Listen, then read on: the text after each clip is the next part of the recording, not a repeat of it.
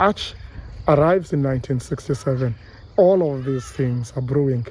This university Christian movement being set up, and it was an outreach in a way because it connected to other institutions. Actually, Steve Biko was instrumental in the setting up of this University Christian movement, being based in Natal and frequently communicating with his other fellow students at University of Fort Hare.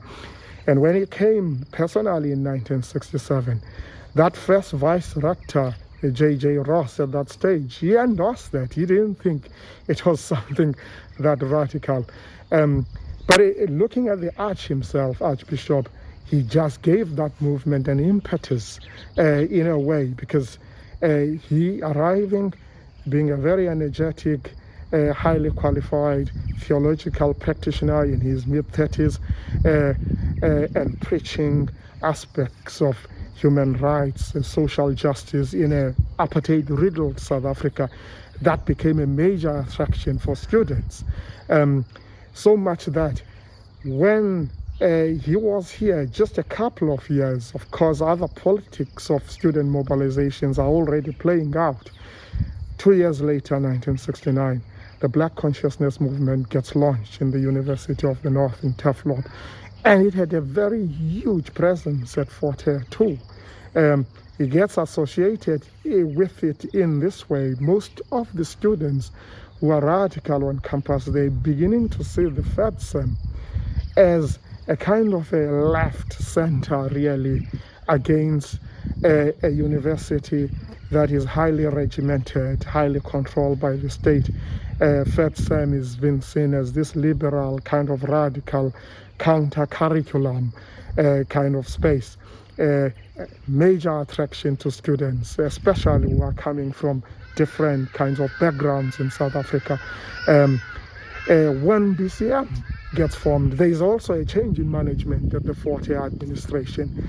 The new rector, Devet, was even more aggressive in as far as control was concerned. It vowed he was going to mow down and control BCM.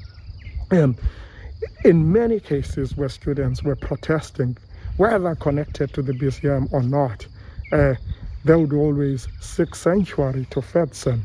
And there are instances where we find that the Arch was even shielding some of the students who were protesting against the university at the time. Of course, remember Fort Hare, it's a university, even though it's got a longer history, it's predating apartheid.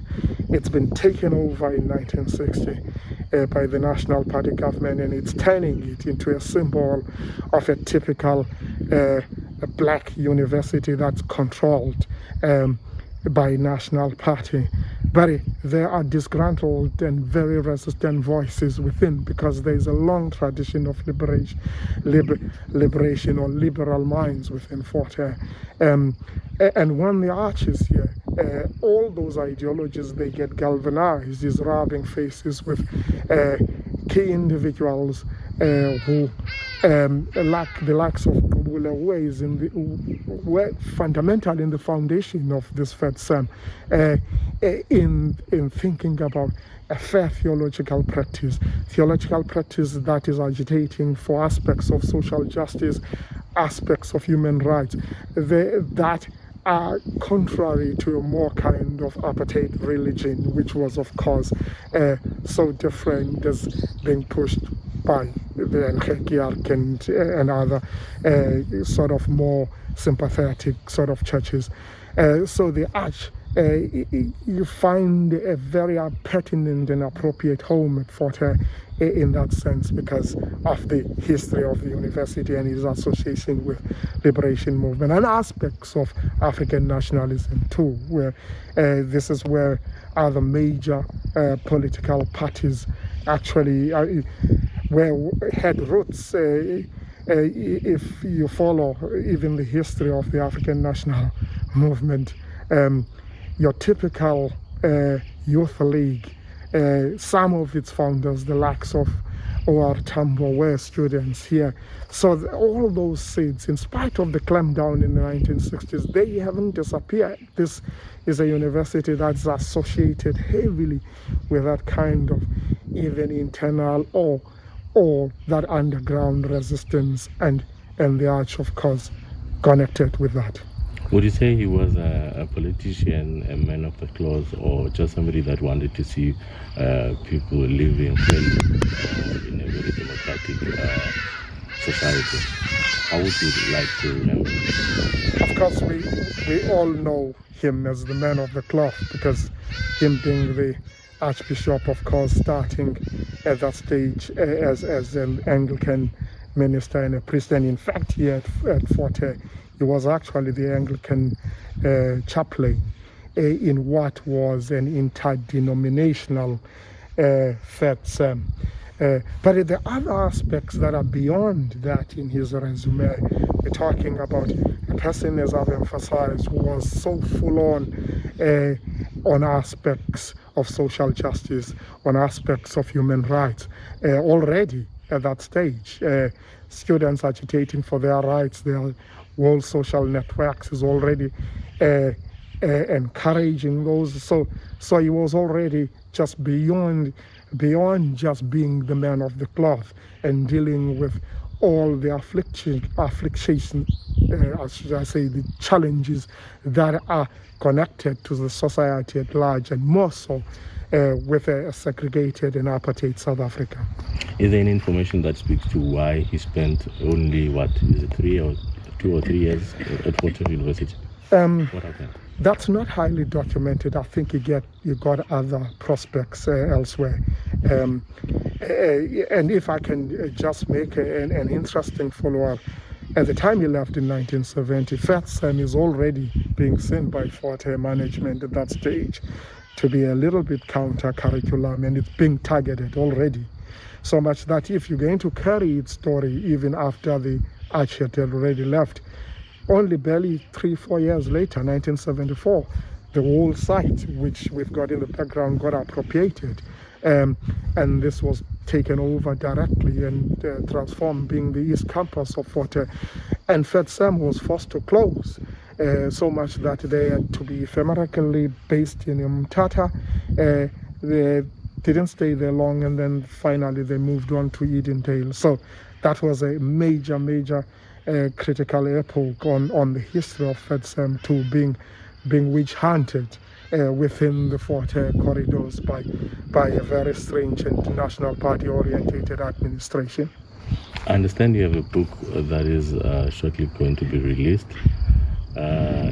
If yes, were you maybe going to include some insights of the Arch in your book? He features quite prominently. In fact, we do document the FETSEM story. So the FETSEM story itself, which encapsulates the Arch's presence at Fort Hare, is included in that story, because we look on decade by decade. So the 1960s, fortunately, these are the chapters that fall under my sort of terrain. 1960s, 1970s, the FETSEM is well documented, and in there are quite a number of role players, very critical ones, and the story of the Arch is actually documented there, and what eventually became the fate of the FETSEM, which of course still needs to be debated within the histories of Fort Hare. And lastly, we understand that the Arch was honored by this university also at some point. Yes, in recognition of his contribution, being one of the most respected friends of the university, associate of the university, he was given an honorary doctorate of theology in 2001. And he is one of the very first individuals whom we have profiled amongst the alumni and friends and associates of this university. So we continue to to memorialize his presence and to celebrate his life around this institution.